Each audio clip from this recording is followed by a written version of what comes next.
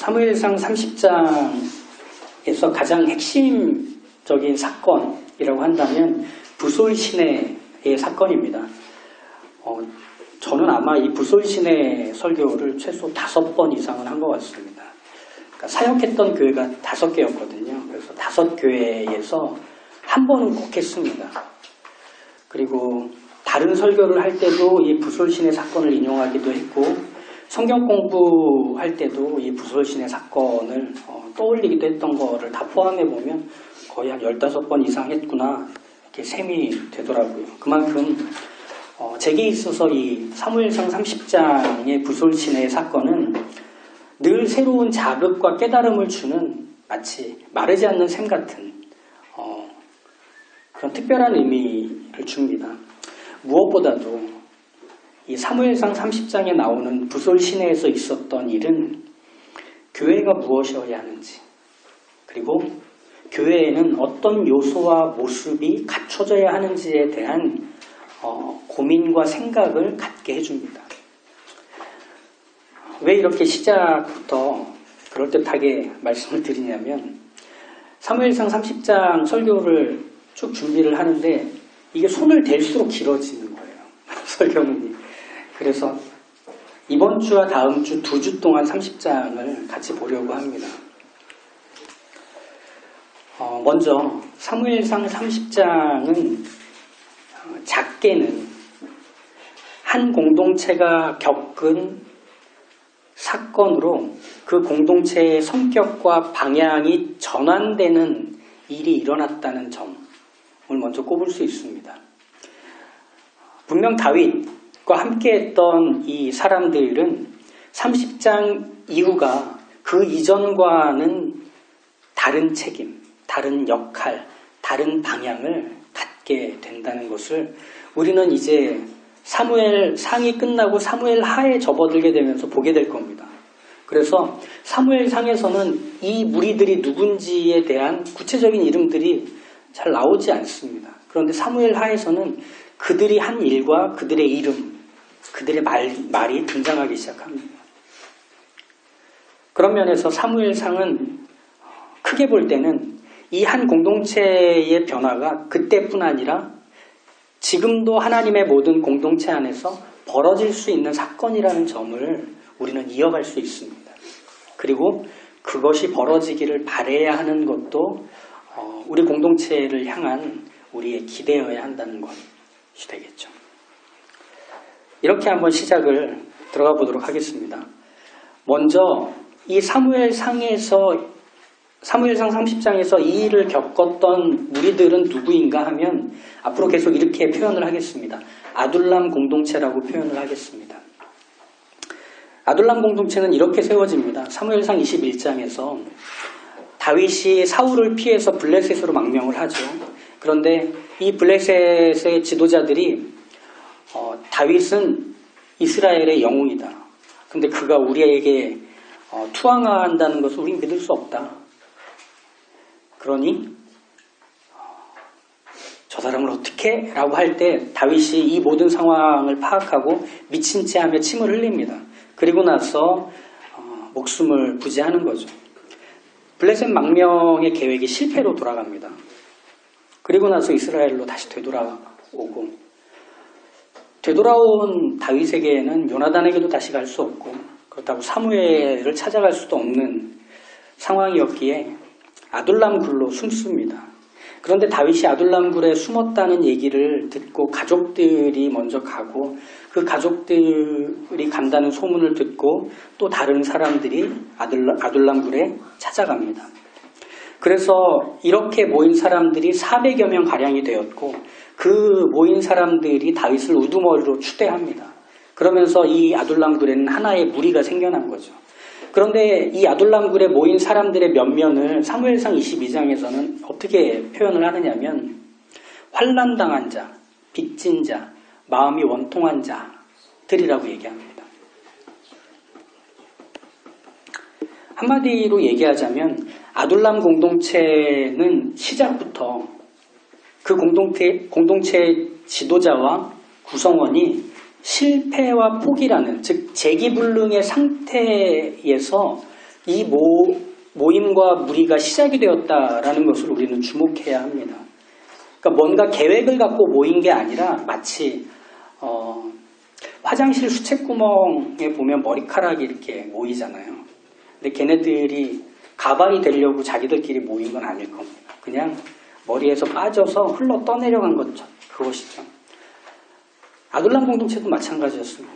그냥 세상에, 사람의 상황에 밀려서 거기까지 흘러 떠내려간 그것이 아둘람 공동체의 모습이었다는 거죠. 그러니까 이들은 패배자들, 도망자들, 무능하고 보잘것없는 사람들로 구성된 무리들이었습니다. 그러니까 기대할 게 없는 거예요.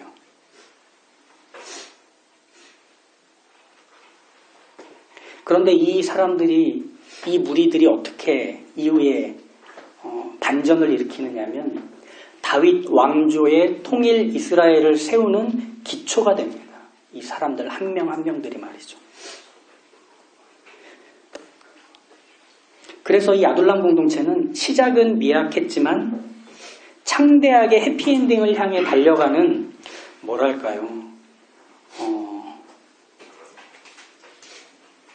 달걀로 바위를 깨뜨리는 신화의 주인공들이 돼버립니다. 전설의 주인공들이 돼버립니다. 그래서 아둘람 공동체 하면 다 그렇게 대체로 해석을 해요.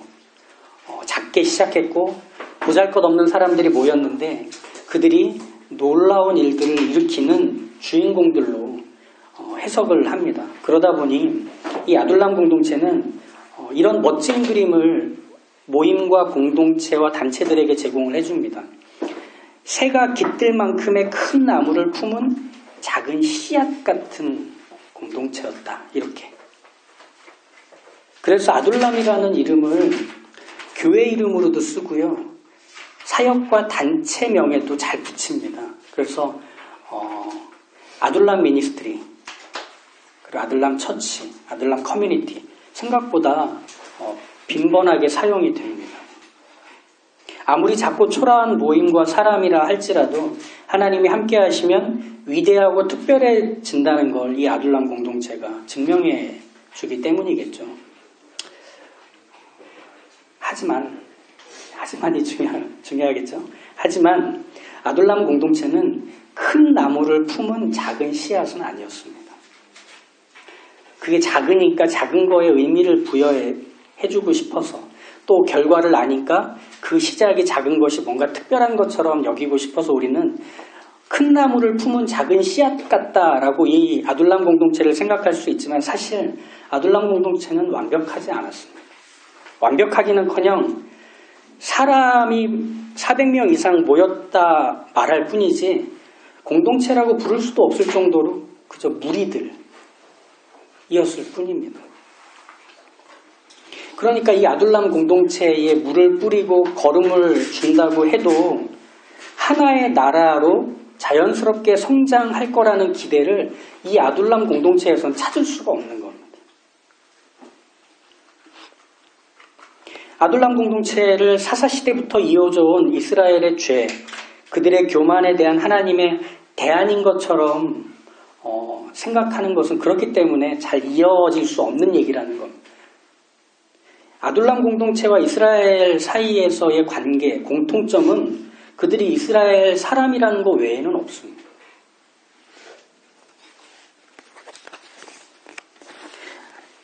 앞서 말씀드린 것처럼 아둘람 공동체가 생겨난 시작은 수채구멍에 쌓여버린 머리카락같이 그저 세상과 사람과 구조와 관계 안에서 상황에 떠밀려서 밀려서 끝자락까지 가서 모인 게 아둘람 공동체였습니다.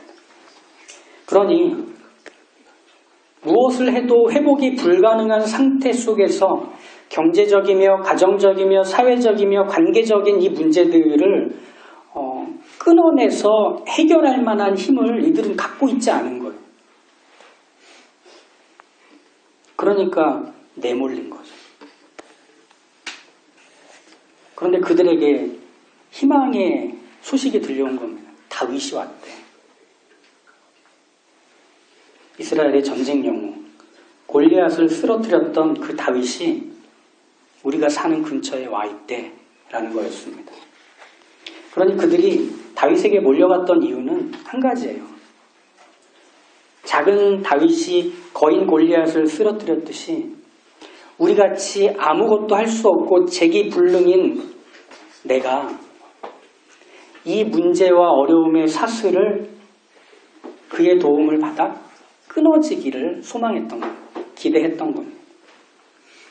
비록 당장은 사울의 칼날을 피해 도망다니는 신세지만 분명 다윗은 그 일을 일으킬 수 있고 이뤄낼 수 있는 사람이라고 기대했던 거죠. 즉 다윗과 하나님께 큰 기대를 걸었던 겁니다. 그래서 사람들이 400명 이상 몰려들었던 거고요. 그래서 우리가 알고 있듯이 다윗이 사울을 죽일 수 있었던 두 번의 기회가 찾아왔을 때 이 아둘람 공동체는 상당히 격하게 반응했습니다. 빨리 죽이라고요. 빨리 죽여서 당신의 원수를 갚고 하나님이 당신에게 뜻하신 걸 이루라고요 하는 게 그들이 다윗을 떠밀었던 모습이었습니다. 그럼 그 떠밀던 모습 안에는 어떤 마음의 격한 동요가 있었느냐면 사울만 죽이면 다윗이 그 다음이야. 그러면 우린 더 이상 이런 비참한 상태, 모든 게 망가져버린 상태에서 뛰어오를 수 있어. 그러니 다윗이 빨리 사울을 죽여야 해가 있었던 거죠. 다윗과 하나님이 힘을 합쳐서 자신들을 굴 밖으로, 이 인생의 비참한 사슬 밖으로 보내주기를 기대했던 겁니다. 그러다가 이 시글락 사건이 터진 거예요. 다윗과 하나님이 자신들의 삶을 나은 자리로 옮겨주기를 바라던 이들에게 모든 것이 무너지는 사건이 터진 거죠.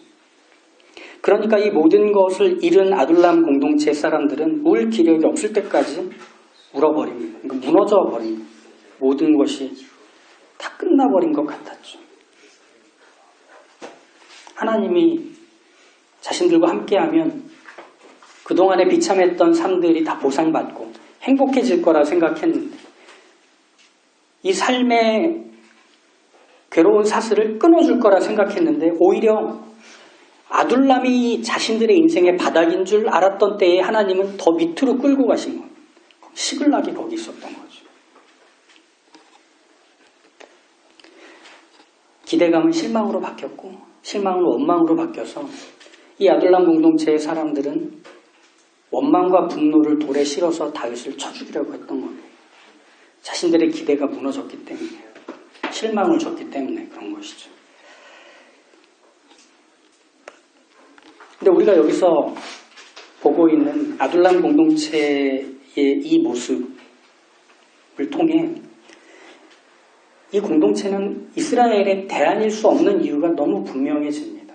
무엇이냐 하면 아둘람 공동체가 갖고 있던 모습, 그들 안에 담겨있던 내용은 하나님을 향한 믿음이 아니라 기대감이었을 뿐입니다.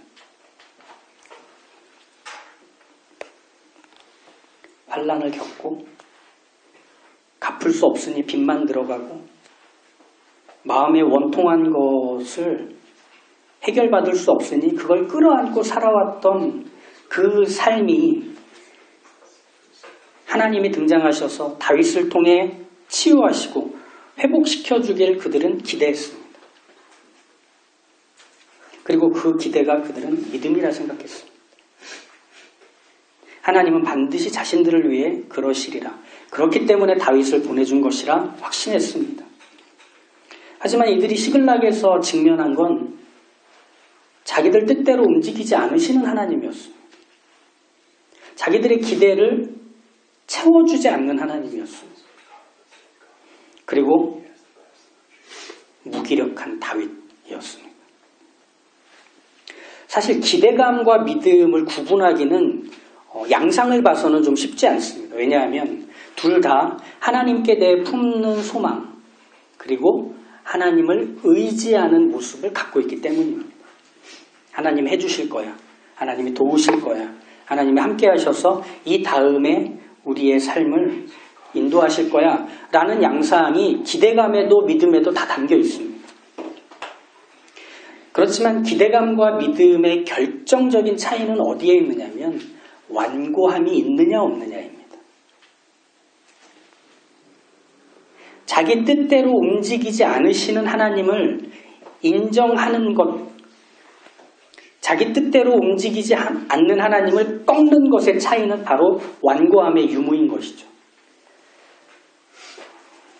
그래서 믿음은 이렇게 설명할 수 있습니다.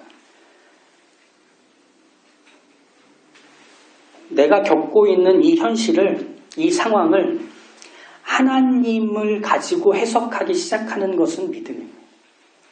그런데 기대감은 자기 자신으로 현실을 해석하기 위해 하나님을 동원하는 겁니다. 현실을 그려내기 위해 하나님을 동원하는 게 말하자면 기대감입니다. 하나님 이렇게 해주실 줄 믿습니다. 하나님 이렇게 하실 거라 확신합니다. 이건 믿음인 것 같지만 기대감일 수 있습니다. 안 해주시면, 다르게 하시면 내 하나님을 받아들일 유연함이 없는 거죠. 이 사건이 성경에서 여기만 등장하고 있느냐? 감사하게 다른 사건이 또 있습니다. 모세는 바란 광야에서 각 지파에서 한 명씩 사람을 뽑아서 그 12명을 가나안 땅으로 정탐을 보냅니다. 그래서 그들이 40일 동안 가나안을 탐지한 후에 돌아와서 보고를 합니다. 이렇게 두 가지 얘기를 하죠. 모세가 말한 대로 가나안 땅은 젖과 꿀이 흐르는 땅입니다. 근데 두 번째, 가나안에 사는 거주민들은 거인들입니다. 이 자체는 팩트죠. 이 보고 후에 갈렙은 이렇게 백성들을 안심시키는 말을 합니다. 우리가 곧 올라가서 그 땅을 취하자. 능히 이기리라. 이렇게 얘기합니다. 그런데 다른 정탐꾼들은 같은 팩트를 가지고 이렇게 해석을 합니다. 우리는 능히 올라가서 그 백성을 치지 못하리라. 그들은 우리보다 강하고 우리는 스스로 보기에도 메뚜기 같으니라. 이렇게 얘기를 합니다. 이 정탐꾼들의 말에 이스라엘 백성들은 소리를 높여 밤새 부르짖으며 웁니다. 그리고 모세와 아론을 원망합니다. 우리가 거기에 들어가 봤자 우리의 처자식이 그들에게 사로잡히리라. 우리가 다시 이집트로 돌아가자. 이렇게 얘기하죠. 시글락에서 벌어진 일들을 봤던 이 다윗의 사람들, 아둘람 공동체의 반응과 얼마나 유사한지는 모릅니다. 그때 이집트로 돌아가자던 이스라엘 백성들 앞에 길을 막아서며 여호수아와 갈렙이 옷을 찢으며 이렇게 얘기합니다. 들어보십시오. 가나안 땅은 심히 아름다운 땅이라. 하나님께서 우리를 기뻐하시면 그 땅으로 인도하시고 우리에게 주실 것이라. 다만 여호와를 거역하지는 말아라. 또 그 땅 백성을 두려워하지도 말아라. 그들은 우리의 먹이라. 그들의 보호자는 그들에게서 떠났고 여호와는 우리와 함께 하시느니라. 그들을 두려워하지 말라. 아둘람 공동체는 하나님을 원망하며 모세를 죽이려고 했던 이스라엘 백성과 결코 다르지 않습니다. 기대했던 젖과 꿀이 흐르는 그 약속의 땅 가나안, 거기는 이 정탐꾼들의 보고대로라면 자기의 처자식들을 삼킬 곳이었습니다. 자기들도 갔다가 반드시 짓밟혀 죽을 곳이었습니다. 그러니 정탐꾼들의 보고를 듣고 이스라엘 백성들은 기대가 실망이 됐고 실망이 원망이 돼서 모세와 아론, 여호수아와 갈렙까지 죽이려고 했던 겁니다. 즉 모세와 아론, 여호수아와 갈렙에게 던지려 했던 그 돌, 다윗에게 던지려 했던 그 돌은 내가 기대했던 하나님에게 던지려는 돌과 다름없는 겁니다. 그게 믿음인가요?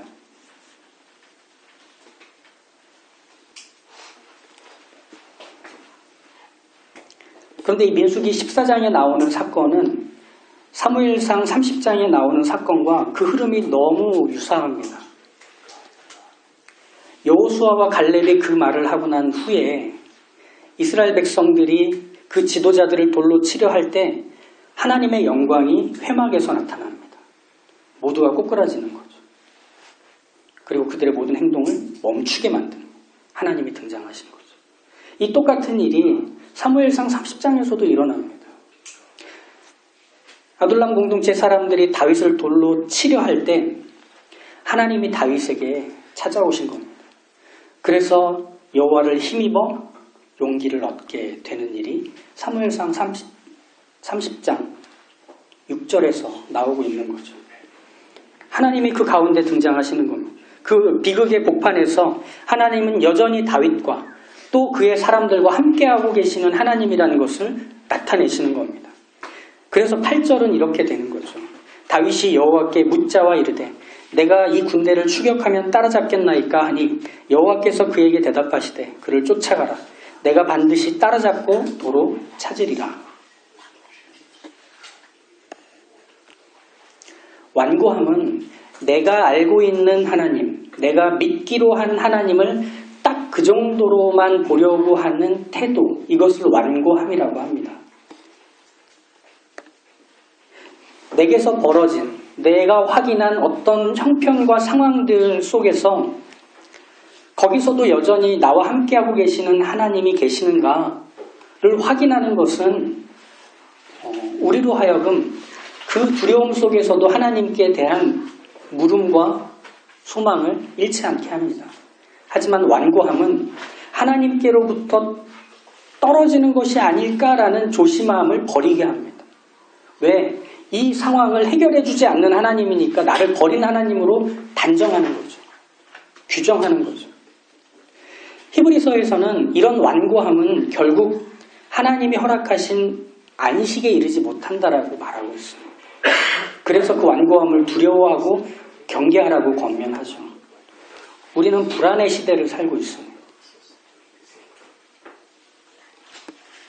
그리스도인들이 분별해야 하는 것은 이 불안의 시대 속에서 내 안에 있는 마음이 믿음인지 기대감인지를 살피는 것입니다.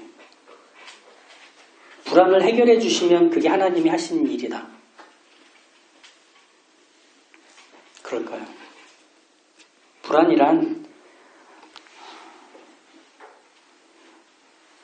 한 번도 겪어보지 않은 일일 수 있고 내가 해결할 수 없는 일일 수 있고 나보다 큰 일일 수 있습니다. 이 불안이란 현실을 이길 수 있는 힘은 그렇기 때문에 불안 자체가 가진 성격으로 인해서 그 힘이 내게 없다는 걸 먼저 인정해야만 합니다. 우리는 불안을 이길 수 있는 힘이 없습니다. 하지만 그리스도인은 불안에 지지 않을 방법을 갖고 있습니다. 그것은 하나님이 무엇을 해주실지를 기대하고 기다리는 것이 아니라 하나님 자신을 향하는 겁니다. 이게 불안에 지지 않는 방법입니다. 하나님 자신을, 하나님의 하나님이심을 집중하는 것이죠.